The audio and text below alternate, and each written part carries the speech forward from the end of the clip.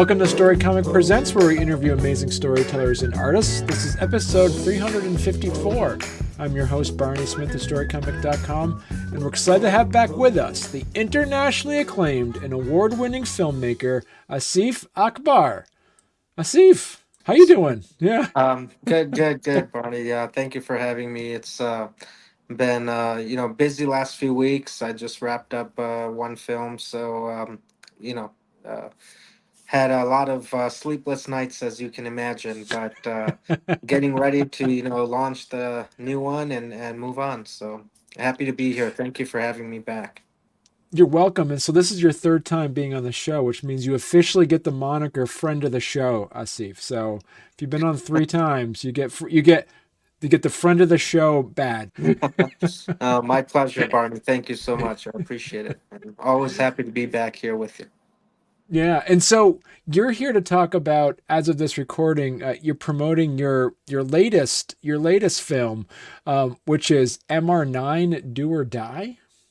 Yes, yeah, it's MR-9 Do or Die, based on the very popular Masud Rana novel series from South Asia, originated from Bangladesh and in South Asia, and Right. since 1964 in that whole region in Bangladesh, Pakistan, India, and South Asian region, it's been a very popular series of books that's been releasing. They're up to over 500 books that have released in that series. So it's a very long running series with generational fans. It's Mm. basically a South Asian James Bond, one of those spy action thrillers. And this first one, MR9 Do or Die, it's an adaptation of the very first book in the series, which we have taken a lot of theatrical and creative liberties to make the story more modern and new and international. And we've had the blessings from the original writer, and this project, it's been a long development. And a long process and in the making. It took us about 5 years to get it to the screen, and we had a limited theatrical release in the US, Canada, and Bangladesh back in August, around August 25th of 2023, just this past year. And since then, it hasn't been released anywhere. We've actually done some modifications and a recut. We haven't had to reshoot anything, but we did a recut, kind of like, I guess you could say, a director's cut since then. And we are very careful on how we release the right version of the film to the audience. And so now the film's been picked up by Quiver Distribution for North America, and we've had sales in almost every territory in the world. In all the foreign countries that are going to be releasing the film theatrically and on VOD and DVDs and in all platforms that are available in each of those territories coming up over the course of the next few months. So it's a very exciting time, and we have some exciting announcements with the film and its future. As you know, it is a series of books, and naturally, we have plans to extend it. But it's been a very interesting road to getting this thing made and out to the public. So I'm very happy to say we're finally here. Right. And so you mentioned like it was an interesting road. What were some of the challenges that you faced as you were creating this film? Um, I mean, one of the exciting things about it in the beginning was that we were able to acquire the film's rights from the original writer of the novel series, Mr. Qazi Anwar Husain, the late Qazi Anwar Husain, who's sadly passed away now. But at that time, we were the first ones to get the licensing to make this into a film since 1974. I believe it was 1974, Wow. 75 was when um, there was a film adapted from the book series, and on based on the character. The film was called Masud Rana, which I know the filmmakers very well, and that was a classic film that came out in Bangladesh, India, and that region at that time. And since then, the characters been portrayed on screen, like on television, different TV shows and whatnot, in different forms, and they've had spin-off characters that they've put in films before, but nothing that was adapted from the original series, or especially based on the first book in the series, which was Dhonghsho Pahar, Demolition Hill, translated into English. And the book has been something that hasn't been introduced to the Western audiences up until now through this Hmm. film. So, to design it for a global, international audience was kind of a challenge in the fact that, we had to, package the film. Um, with international distribution, international producers, and make it more of a Hollywood film that could reach a global audience rather than just making another film for Bangladesh, or another Bollywood film just for that region or that limited market. My goal was, when I was brought on to the project in early 2018, 17, 18, Wow. and I told the producers at that time, that are now my partners, that the only way I would be interested in making this film was if it was for the global audience. And so we started, packaging it that way, and everyone was excited to, make this character come alive. And, at that time, we spent a lot of time on the script. It took about a year to get a script that was properly adapted from that original book, which, that book was written back in 1964. It was a different political, social, climate at that time, worldwide, as you can imagine. I mean, our history back then was a lot different than where we are today. So we had to modernize that story and adapt it for the screen today, and so that took some time. We had two other writers from Bangladesh, Nazimudullah, and our producing partner as well, Mr. Abdulaziz. We spent back and forth several months, going back and forth to create the first draft.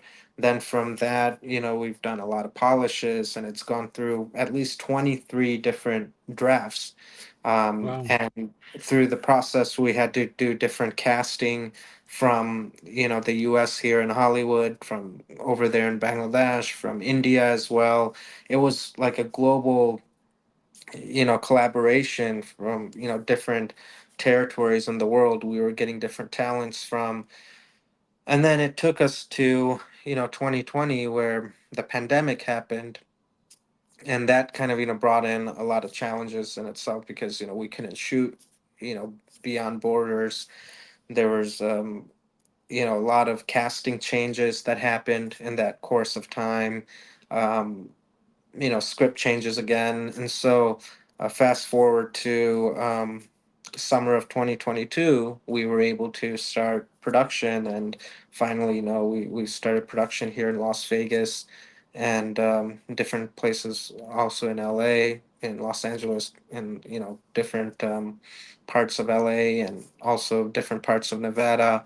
Then we went overseas to Bangladesh. We shot, on location over there in the streets of Dhaka, and with a lot of the cast and crew there. So it was, a bigger production than your typical indie film. And, from that point, we did couple rounds of edits, and then we went back and we did some pickup shoots, and some reshoots 6 months later. And so it was kind of like a process almost that you go through on a studio level film like a Marvel or DC, where we had to kind of fix things along the way and do pickups and reshoots and re-edits. And then we had a limited theatrical release that um, taught us a lot about what the audience wants from this kind of a character and iconic, Mm, story and property from that part of the world, to where we reshaped the film to cater to what it was originally set up to be, and the way the original screenplay was. The re-edits kind of brought that original vision that I had back to it, which is why it's kind of like an unofficial director's cut, you can mm. call it, that's now being released, worldwide. I mean, the main release that's coming up now on April 23rd is what's going to be really seen by everyone else from here on out. So that's Right. kind of exciting.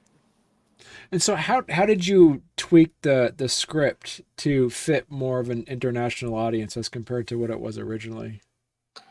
So we had to have a lot more diverse characters. Originally, this series, the Masud Rana series, it's like a James Bond, so naturally it has diverse characters in it, international characters. The character travels beyond borders, and it's an espionage, typical spy action thriller. But um, we had to bring some of those foreign characters um, to the front lines in the leading roles, along with some of the Asian characters, just to diversify it in every region.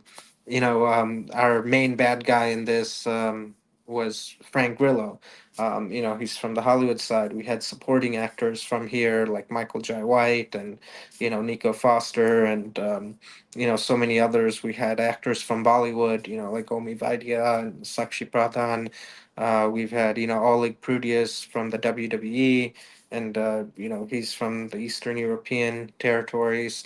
And we've diversified it in every way we could, from not just the story but with the characters.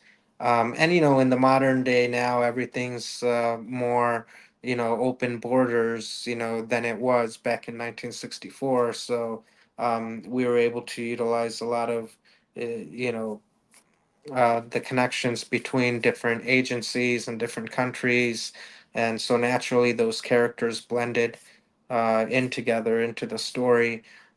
We've involved China into it as well. There's Chinese agents that work together with the American agents and the Bangladeshi and the Indian agents. So um, it's a very uh, teamwork type of a story where they're all allies, Mm, and it's interesting because you don't really see much of that on film nowadays, even today, like even with so much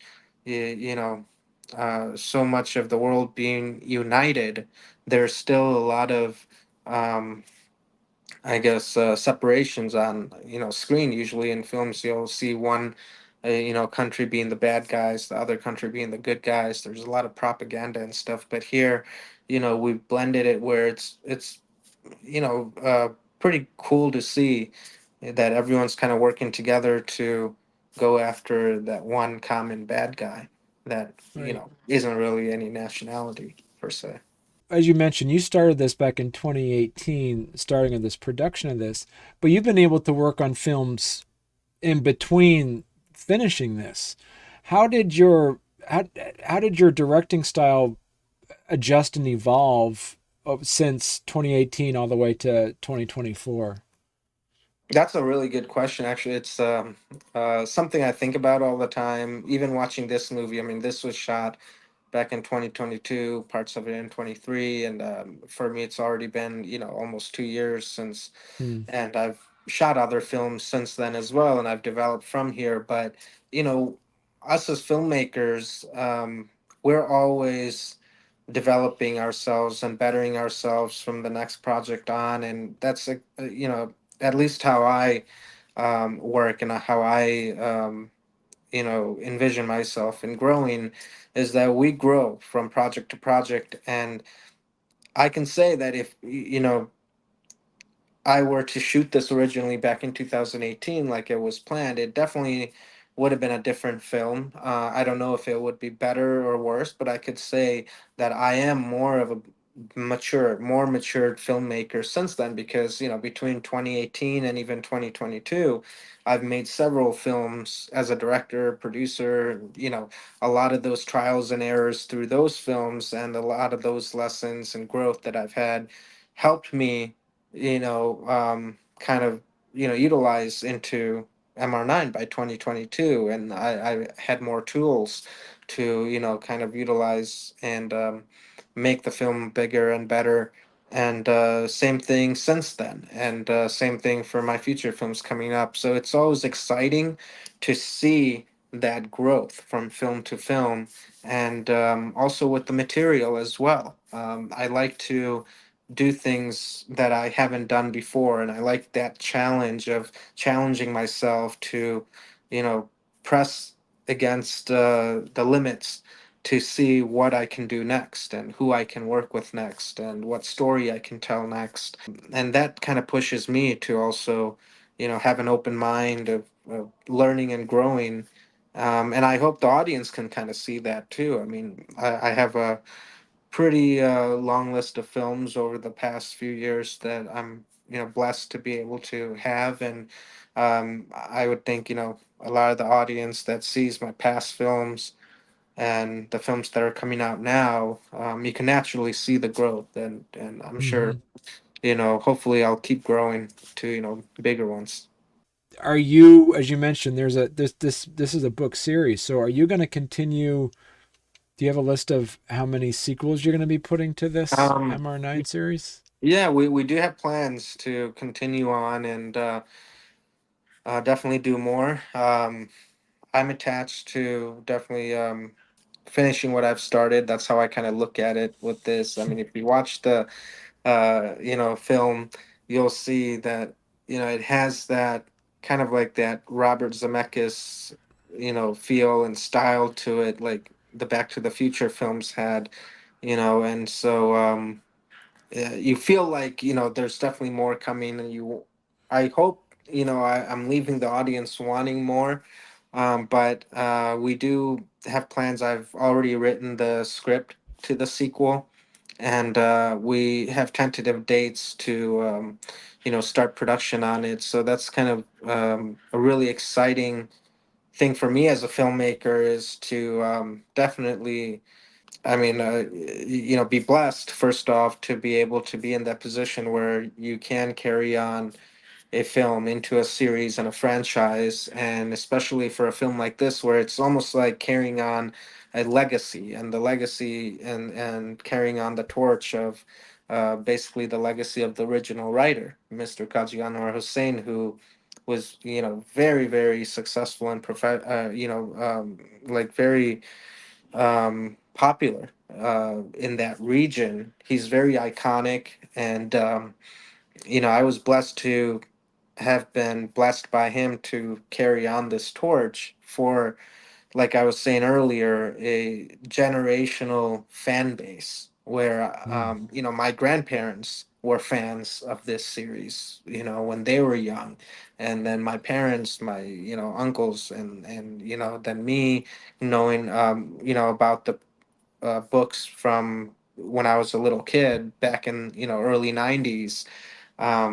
The book series, especially for me growing up in a multicultural environment. I grew up here in the states, in Ohio, and over there in the Midwest there is a really big population of Bangladeshis and South Asians that knew this series. And I grew up in a mixed cultural environment where I had knowledge of all these American films and contents and series, and then I had access to all the South Asian content, like Indian Bollywood content, and then Bangladeshi content, and all these popular stories. So I had all these hybrid visions of all these different characters and stories that I grew up with, which I've never dreamed in a million years that I'd be able to make a film based on one of those characters. But here we are, living the dream, and blessed to be able to do so. So for me, it'd be an honor and blessing to carry this on for sure.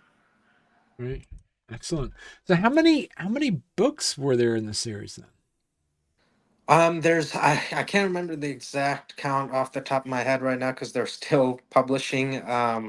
Oh, But I awesome. do know it's over 500. Yeah, they're still publishing. Wow. Publishing Okay. companies still around. The original writers, two sons and family are now in charge of it, and they're still continuing to write it. They have other ghost writers and writers that are Okay. part of the staff that are continuing on with the stories. And what's interesting about this Masud Rana character is not only is he like that James Bond and super spy, he's like a combination of like your Indiana Jones and Batman and all these different Huh. heroes, where he just has all these skill sets, and naturally he's a hero everywhere he goes. Even if he's on a vacation and not on a mission and there's someone in trouble, he jumps in and he becomes like the hero of that story. So the book series has a lot of different stories just with that character that's just carrying on Okay. with that character's story, and all these action packed missions and situations that he gets into. So there were the writers were very smart about setting up that character to have that longevity with him, where you're just following this character throughout his life. So that's what's kind of interesting, and apart from some of these other spy characters we've grown up with. Right. So, so then what you're saying, Asif, is that you're going to make at least 500 films of this then, Well, I don't know. I'm not sure. I mean, James Bond, I think, huh? only got up to 25 so far. But, uh, you know, let me put it this way. I could tell people right now is that if I make, even three, I'll be happy, But Yeah. so far right now, I have more to tell with this story that I can't really reveal too much. But the new script that we have, it's definitely exciting. It's definitely bigger and better than the first, and that was my goal, and that's what I've always said is if I'm going to make the next one, it has to be bigger and better than the first one, and that's the only way I'll make it. And I kind of follow James Cameron's path of how he made the first Terminator. It was a smaller film, it was simple but great story, introduced the characters, introduced that world to the audience, and he made the sequel when it was right, and it was bigger and better than the first. And there's only a few sequels like that, handful that you can really tell were, better than the original. And that's my goal with this series. Is if I'm going to continue on making the next and the next, it has to be better than the last. So, Right. so far I can say the new script that we have, I'm very excited for, and I think it will do justice to the first film and carry it on. But the first one, I believe, it has been a very good setup for what's to come. So I'm excited to see how the mass audience, reacts to it. Right. Well, Asif, congratulations on the film. And I know as of this recording, you're going to be having some premieres that are going to be happening. And as I say, it's gotten great reviews. Congratulations on that. And And yeah, you're going to have to come back on again and talk about your sequel movie for it, though. yeah, yeah, that's hopefully that'll be soon. And I have some other films coming out in the near future as well that I'm excited about that we've shot since MR-9. So I'm sure there's gonna be other opportunities, Barney. Thank you. All right. Perfect. All right. Well, thanks for coming on, Asif. Thank you for having me.